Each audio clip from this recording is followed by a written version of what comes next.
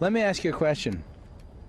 Would you support a law that mandated that all factories and businesses and shopping centers and things like that be closed one day a week to reduce greenhouse gases around the world? I think I would have to know more of the details of it, but that certainly sounds like a good idea to me. I'm in favor of reducing climate change. So, would you feel comfortable that it would be that a law would be put in place, making it the law of the land, that this was mandatory? Would I feel comfortable? I guess, yeah. If it's gonna help the climate change, then yeah, of course I'd be open. Yeah, I think that some monetary penalty might be useful to enforce that. So if the Pope pushed for a one day of the week, Sunday, to have a mandatory closure, would you be in support of that? On a Sunday? Sure, most businesses are closed anyway on a Sunday, so that would be the natural day that you would target if you were going to go down that path. Now, if the thought was put out there that one day a week would be selected to let the land rest or let the environment rest, which is in the Pope's encyclical, what day of the week do you think that would be? I would hope for Sunday. If you were going to pick a day when everything would have to be closed to lower greenhouse emissions, what day would it be? Sunday. A one day a week of rest for the environment, what day do you think would be chosen? Well, I think the natural choice would probably be Sunday. So, the papacy delivers the encyclical to our Senate. And so now our government is being briefed on a law that is soon to come, possibly. And when the Pope comes, he's not trying to force his encyclical in his speech to the Senate or the American people. All that is being made in backroom deals, just like everything else that's done up there. And the people that you're interviewing, they are very in support of this because they see that this is something that the Pope is championing the environment, and they see this as something wonderful for the environment. Most of those that have a say support it, and here's why. In Congress, you have two parties. We have basically a two-party system, Republicans and Democrats. And the Democrat Party is supported in a large way by labor unions. And the Republican Party, in a large way, is supported by evangelical Christians. And so here's what you have. Labor unions support a Sunday law because they want the union workers to be able to have more time off. So it's advantageous for union employees to have a Sunday law. Evangelical Christians support a Sunday law because they believe that the nation is going down the tubes because people aren't going to church. Catholics support a Sunday law because it's an idea that initiated with the Pope. And finally, environmentalists that want to see greenhouse gases and the environment healed would support a Sunday law because it would lower greenhouse gases. So you see these four groups here, which are the movers and shakers that are lobbying Congress on all these different things, and they all support a Sunday law. Previous popes have spoken out about the environment, but none made it such a priority. Pope Francis is essentially moving doing your part for the environment into the realm of obligation. But will that translate into action? Now!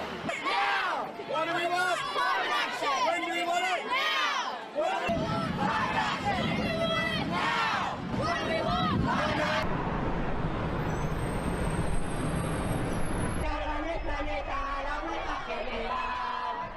¡No nos mires! ¡Únete!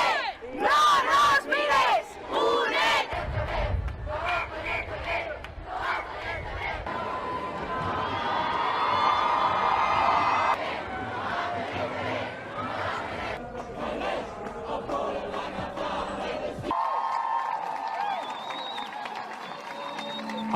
them. When do we want it? Now! Do something drastic!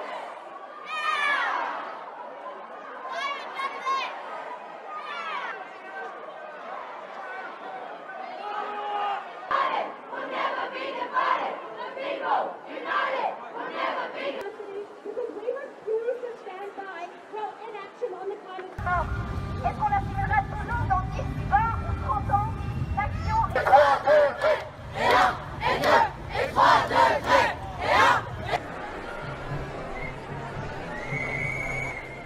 This is the defining issue of our time. That's why I'm for climate action. I am for climate action. I'm for climate action. I'm for climate action. I'm for climate action. I'm for climate action. I'm for climate action. Are you? But today, here at the Vatican, the two began with a friendly handshake. The Pope gave the president a copy of his encyclical, where he makes a passionate case to fight climate change. I'll be reading them. At meetings today, the Vatican urged the president not to drop out of the Paris Accord on climate change. And the president promised to consider the Pope's request. And right before he left the Vatican, a sign the president may have been moved by what he heard.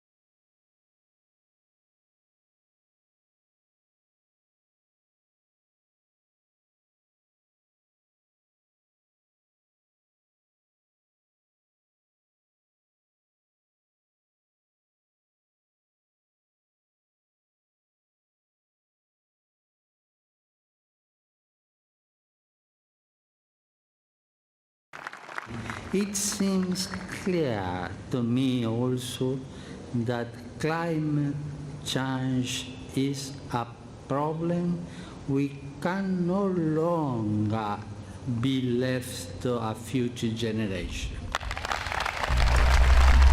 We are told the Sunday law will be enforced under many guises. But here's one: to combat climate change.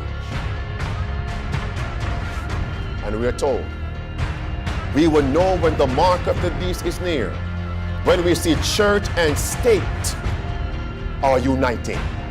When church and state unite, just as in the old world of Europe, etc. When church and state unite, and the church dictates to the state, and the state becomes the church in essence, a Sunday law is near, and we are nearing that crisis. In Great Controversy, page 590, we are told, my friends, we are told, a Sunday law will come to combat calamities. Are calamities becoming more frequent? Are they becoming more disastrous? I won't spend much time there. Look at this. The Pope of Rome says what? To combat climate change, to care for nature and the poor, Sunday must be observed. That's your last sentence especially. Sunday must be observed. Your last sentence, nature, last 4 words, and the poor, Sunday must be observed.